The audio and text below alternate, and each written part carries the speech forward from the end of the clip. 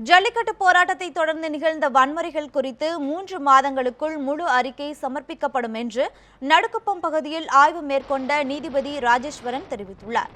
ஜல்லிக்கட்டு நடத்த கோரி நடைபெற்ற போராட்டத்தை தொடர்ந்து ஏற்பட்ட வன்முறைகளை விசாரிக்க அரசு சார்பாக ஓய்வு பெற்ற நீதிபதி ராஜேஸ்வரன் தலைமையில் விசாரணை கமிஷன் அமைக்கப்பட்டது.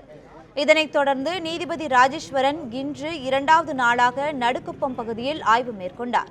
2 தினங்களுக்கு முன் விவேகானந்தர் இல்லம் அருகே விசாரணையை தொடங்கிய அவர் மீன் சந்தை பகுதியில் ஏற்பட்ட வன்முறைகள் தொடர்பாக கள விசாரணையில் ஈடுபட்டார்.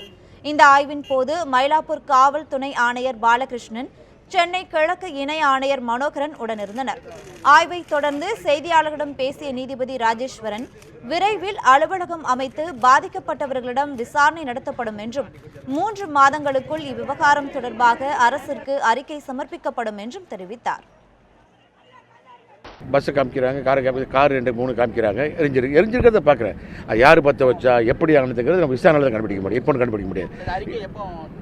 அது 3-4 மாதம் ஆகும். ஏன்னா இப்போ தான் விசாரணை கமிஷன் ஆஃபீஸை நான் ஆரம்பிக்க போகிறேன். ஆரம்பித்து ஒவ்வொருத்தரும் விசாரணை பண்ணணும். மக்கள் வருவாங்க, அதிகாரிகள் வருவாங்க, இப்போ அப்புறம் வெளியேந்தெல்லாம் வருவாங்க, உங்களை மாதிரி மீடியா பீப்புள் வருவீங்க. உங்களெல்லாம் பார்த்து தான் விசாரணை பண்ண முடியும். ஒரு 2 இல்லை சென்னையில் தான் கிரீன் வேஸோட ஆஃபீஸ் ஏற்பாடு பண்ணிகிட்டு இருக்காங்க. அங்கே தான் ஆரம்பிக்க போகிறேன். அதையும் பார்வையிடணும். ஏன்னா மதுரையில், கோயம்புத்தூரில் நான் கவர்மெண்ட் ஆர்டரில் போட்டிருக்காங்க. அதையும் போய் பார்க்க போகிறேன். அங்கே என்னென்ன இதே மாதிரி ஒரு ஆய்வு செய்ய போகிறேன். என்னென்ன டேமேஜ் ஆகிருக்கு, எக்ஸ்டெண்ட் டேமேஜ் நாங்கள் மட்டும் பார்ப்பேன். யார் காரணம், எப்படி நடந்தது, அதெல்லாம் நாங்கள் முடிவு பண்ண முடியாது இப்போக்கு. இப்போ ஒன்லி விஷுவல் இன்ஸ்பெக்ஷன் ஆய்வு தான்.